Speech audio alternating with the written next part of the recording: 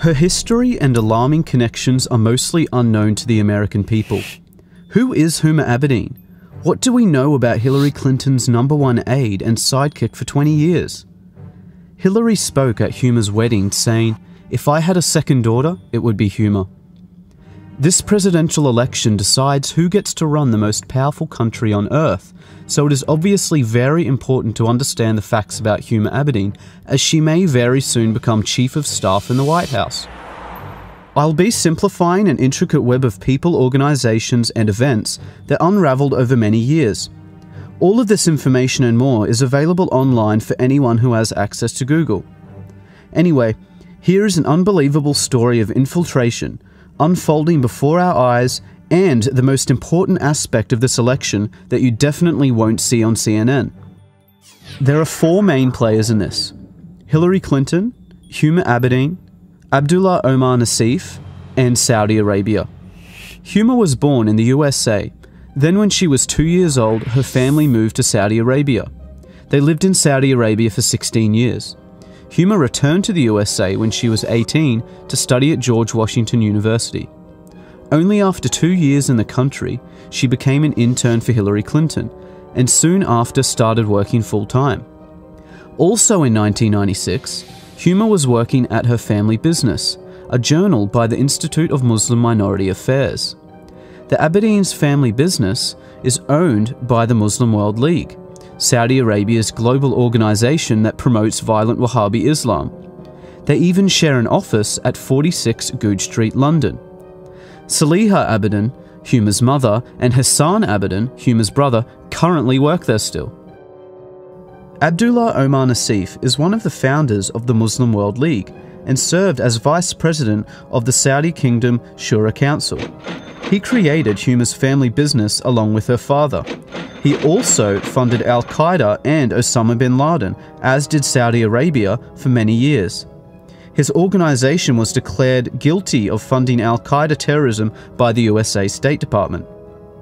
During the Holy Land Foundation trial in 2001, the FBI discovered that the Muslim Brotherhood gave over $12 million to Hamas, the terrorist organization.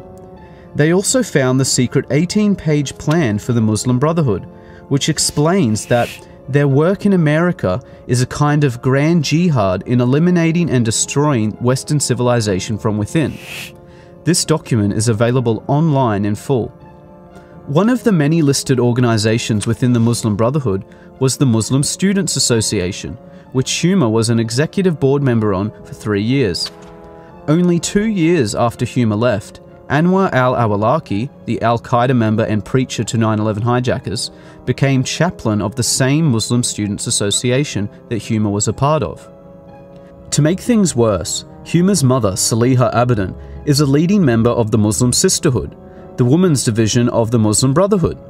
All of these organizations share the same goal and tell us repeatedly in plain English. They want to destroy Western civilization and replace our laws with oppressive Sharia law like you see in Saudi Arabia. On 9/11, Abdullah Omar Nassif, Saudi Arabia, and Al-Qaeda tried to do just that. Where was Huma that day? The top funders of the 9/11 attacks created Huma's family business. Huma was officially working for the terrorists and Hillary Clinton the day those towers fell. Huma Abedin has never come forward with any information about her Saudi co-workers. Absolutely none of Huma's connections were mentioned by her during the investigations into 9/11. She has made no mention of her relationship to Abdullah Omar Nassif, the Muslim World League, Muslim Brotherhood, or her current status at her family business, which could be of unimaginable assistance to the FBI and the CIA. Huma's mother still works for the Muslim World League, yet Huma has made no effort to distance herself from her mother or her radical views. Saliha Abedin is a leading Sharia activist who has, for example, published a book called Women in Islam that claims secular man-made laws enslave women. It supports female genital mutilation, the death penalty for leaving Islam, the legal subordination of women, and the participation of women in violent jihad. Hillary Clinton has flown to meet with Saliha Abedin many times. Huma says that her mother considers her to be a big deal and is proud of her. Huma's absolute silence on all questions regarding her extremist ties says far too much. How can someone with such close links to terrorism be allowed access to our top-secret information and have security clearances? Especially since it was found that Huma was accessing Hillary Clinton's emails and physical documents. The Clinton Foundation received over $25 million from Saudi Arabia, and they also funded 20% of her election campaign. Saudi Arabia's massive influence on the Clintons and Obama administration has not gone unnoticed. The damaging results of Islamist influence on the USA and Europe is worthy of another dedicated report, as this is just the tip of the corrupt iceberg. But you can no longer deny that Hillary Clinton is actively working with a global movement whose goal is to destroy Western civilization, just for the selfish benefit of money and power. Huma is the previously hidden link between the Clintons and Saudi terrorism. Dozens of other people and organizations were left out of this for length. Any rational person should have high standards of evidence for claims such as this. So here is the fastest way to prove Huma's tie to Abdullah Omar Nassif that you can look up for yourself and is sourced by their own websites. Start at the website of Huma's family business, the Institute of Muslim Minority Affairs. See that Huma's mother, Saliha, and Huma's brother, Hassan, currently manage this company. Now go to the website for the Muslim World League, owned by Saudi Arabia and Abdullah Omar Nassif. Note the address is listed by their website, 46 Goodge Street, London. Now, back to Huma's family business. If you scroll down, you see that same address, 46 Goodge Street, London.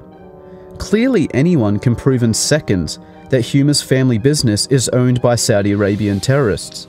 Their own websites make no secret of this fact. There are no more excuses for Huma's silence. She has had years of opportunities to distance herself from terrorists and radical views, but would rather simply hide. The American people demand an explanation from Huma Abedin and Hillary Clinton before the election. One simple, straightforward question needs to be answered. Did Abdullah Omar Nassif create your family business?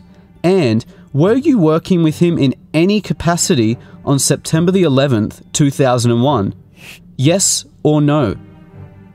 This year marks the 15th anniversary of the day Al-Qaeda murdered 3,000 innocent citizens. Let's not forget about it so quickly. Huma's security clearances should be revoked until she or Hillary directly address this national security threat. Unfortunately, in the meantime, because of the overwhelming silence and lies, it appears to be true that a vote for Hillary Clinton will be a vote for Huma Abedin, the Muslim Brotherhood, Saudi Arabia, Al-Qaeda, and a wish for the complete destruction of the United States of America.